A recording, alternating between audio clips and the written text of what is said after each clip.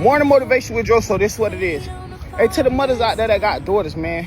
When you get mad or get aggravated or get upset with that daughter, man, for her just being who she is and, just trying to figure out who she is, man, don't be wishing bad on. On December 27th, 2025, a young man was found lying on the side of a road in Gainesville, Florida with severe head injuries. 3 days later, he was dead. The police called it a tragic accident. His family called it murder. And the more you look into this case, the more nothing makes sense. Before we dive into this mystery, if you're new to Midnight Crime, hit that subscribe button and click the bell icon so you never miss a case. Trust me, you're going to want to follow this one. Tyrone Davis Jr. was just 24 years old. He was a young man with his whole life ahead of him, someone who was described by his family as loving and full of life. On that cold December evening, he was supposedly with his girlfriend, a woman who goes by the name Lulu on social media, whose real name is Kira. According to the official story, they were driving together near the Southwest Archer Road area, close to the I-75 overpass. And this is where everything starts to fall apart. The Gainesville Police Department wants you to believe that Tyrone jumped out of a moving vehicle while they were in traffic. Just jumped out. Sustained massive head injuries. And that was that. A tragic accident, they said. Nothing suspicious here. But let me ask you something. When was the last time you heard of someone just randomly jumping out of a moving car and dying from it, and the police immediately said there's nothing to investigate? Because Tyrone's family? They're not buying it. Not even close. Here's what we know actually happened. Tyrone was found near that I-75 overpass with significant injuries to his head. He wasn't with his girlfriend when he was found. She wasn't there. She didn't call 911. In fact, nobody knew where Tyrone was for hours.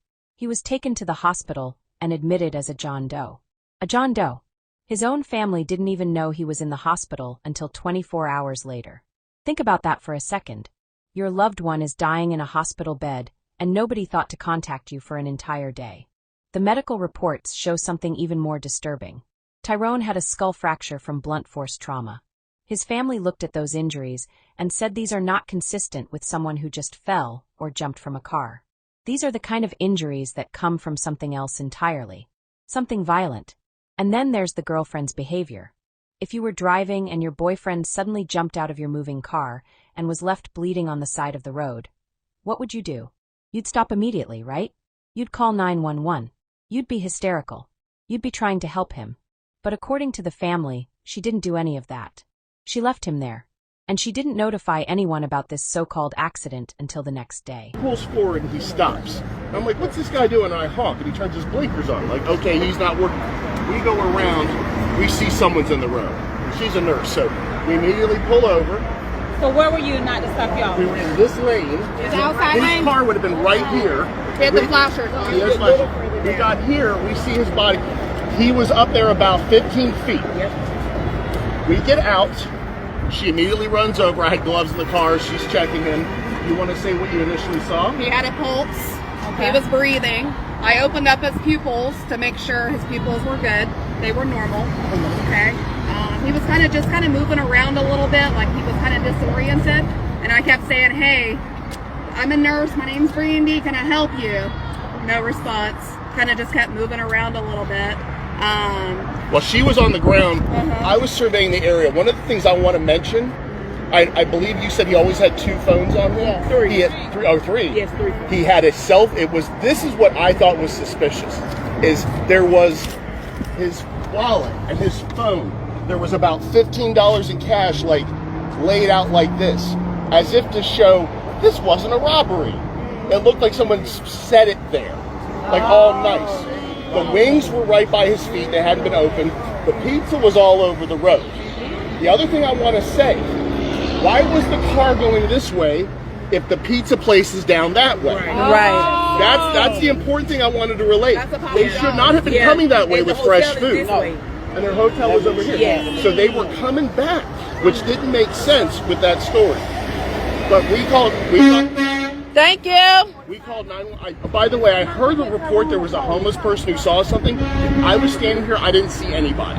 So I just wanted to mention that. Because we kind of thought that was a robbery or something like that. So we were trying to be super careful, wondering if there was anybody around. And we didn't see anybody. I told the guy that had pulled over that had the flashers on, I told him, I said, call 911 right now. Yeah. No, I said, have you called 911 yet? He said, no. I said, call right now. And guess what? So, he reached out to me. Good. And he said that he was grunting when he walked over to him. As he pulled over, he saw paper in the road, so he slowed down. Then he saw a body. He said he thought it was a homeless person in the street, but he got out his car and realized the paper was money, not paper. And that's when he said he picked the money up to put it back in his wallet. Okay, well, there you go. So at the end of the Maybe day, he he did said that. you pulled up. But he said when he walked over to him, he was just grunting and moving. Like kind of We got out. Yeah. We got out right after he did. So Yeah, so it's very right little there. time. Yes, very little time. What I want you to When check you out. say 15 minutes. Hold on. I know exactly where he was, but what do you want me to But check what out? I want you to check out is find out when 911 got the call and find out when the ambulance left, because she arrived about 2 minutes before the ambulance did. So if Before you, the ambulance? the ambulance was already here, and she showed up. And the thing that I talk about is I don't know if she was driving or someone else was driving. She alleges she was driving. I'm going to say this. I have a lot of first responders in my family.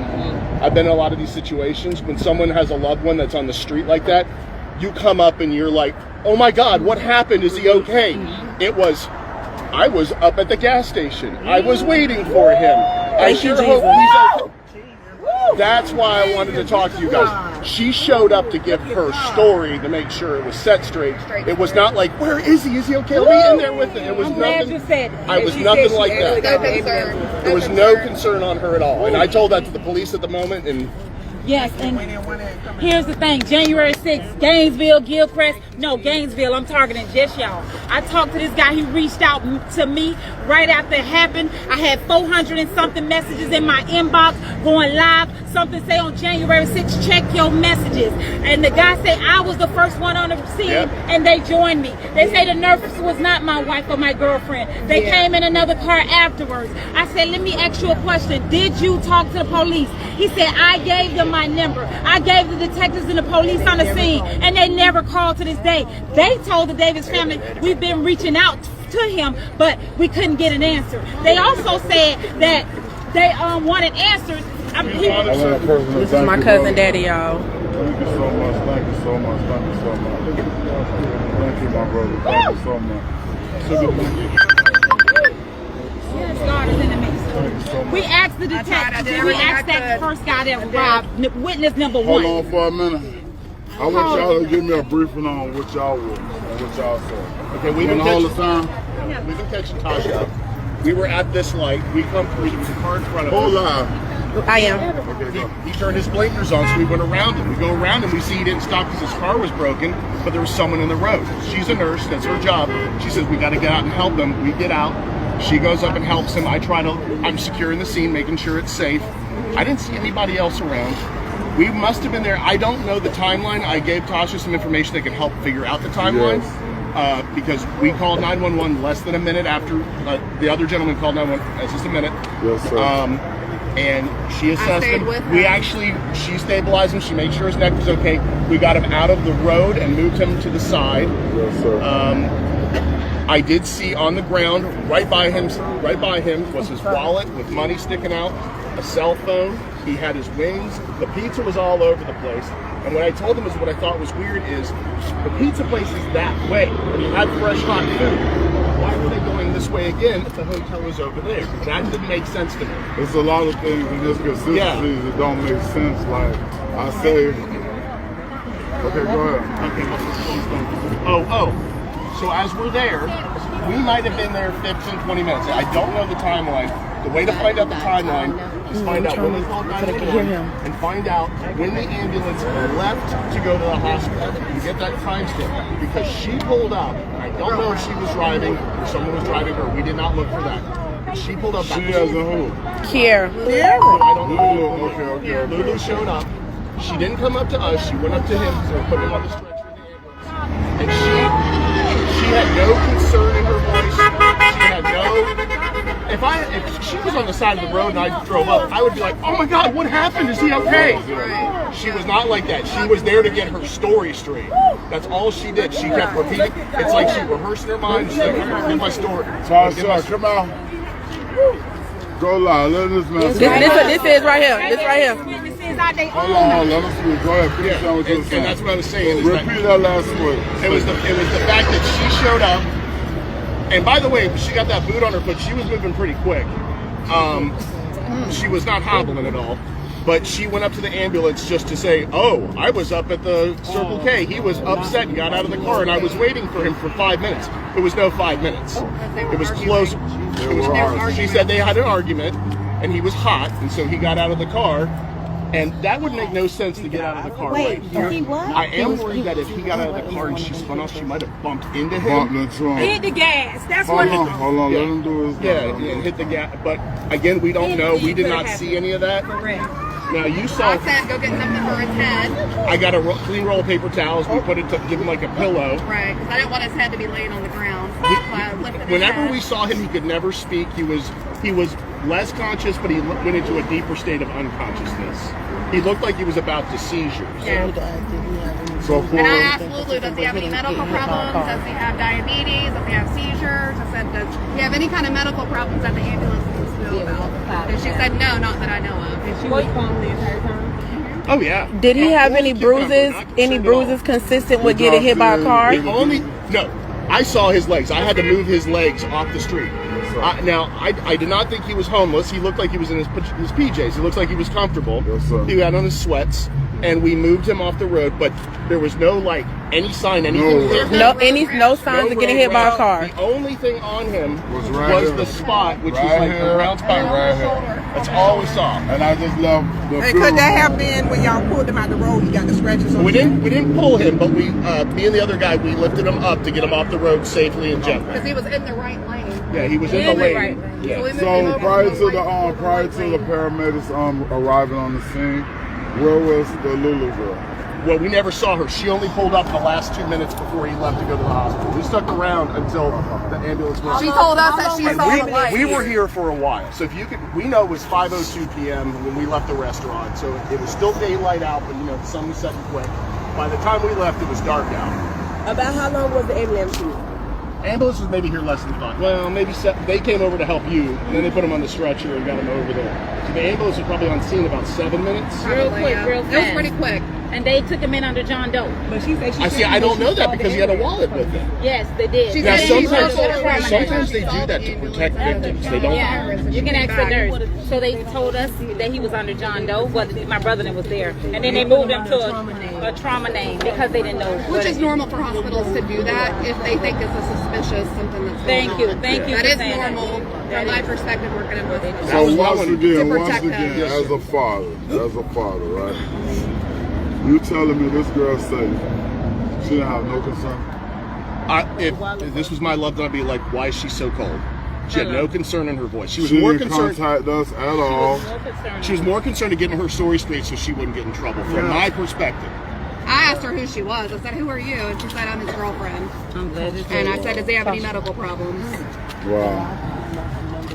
But y'all didn't know where she came Did the police contact you? I can tell you, she came.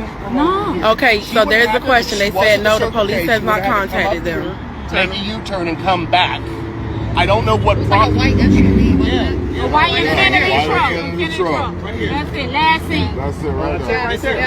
That's it. That's her vehicle right That's there. her truck. On Archer Where she Road. got out of it, but it was a I passenger wasn't paying seat. attention, but that She point, saw this it. place was crawling with law enforcement and emergency services, so I wasn't watching. I was for that. focused on Tyrone, and he was watching everything else. Yeah. And I want to thank y'all. I want to thank y'all so much because at the end of the day, we still just looking for answers. Brother, do not lose faith in people. I'm not. I heard something you said and that hurt my heart, and that's Yes, why I sir. wanted to talk to you because Yes, sir. there are good people out there. There's so We'll many stay good people. together. We thank you. Kiara has the phone now. We don't have none of his belongings.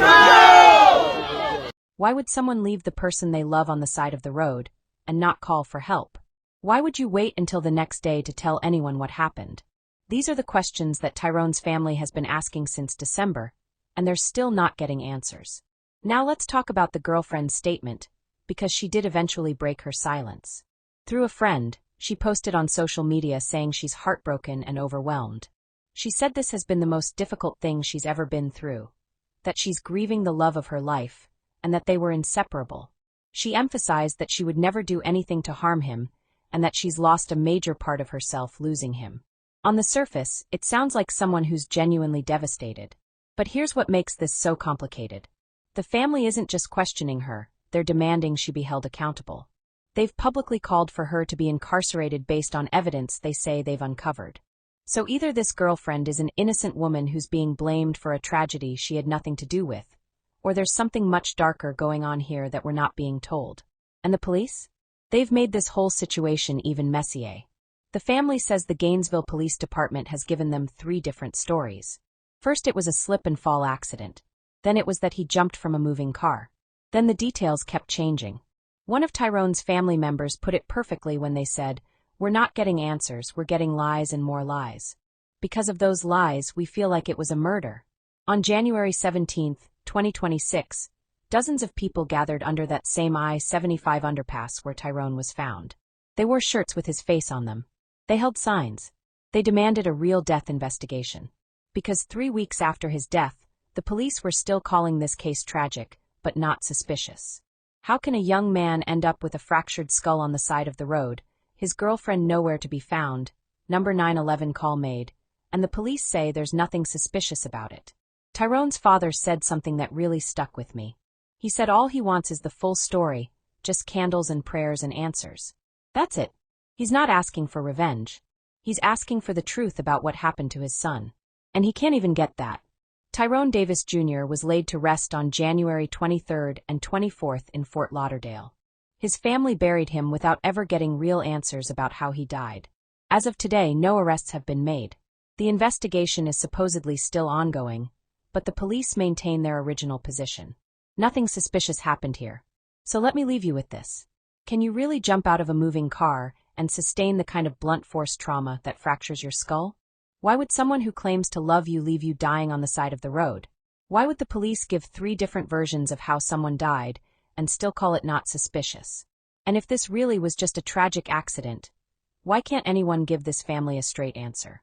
What do you think really happened to Tyrone Davis Jr.? Drop your theories in the comments below.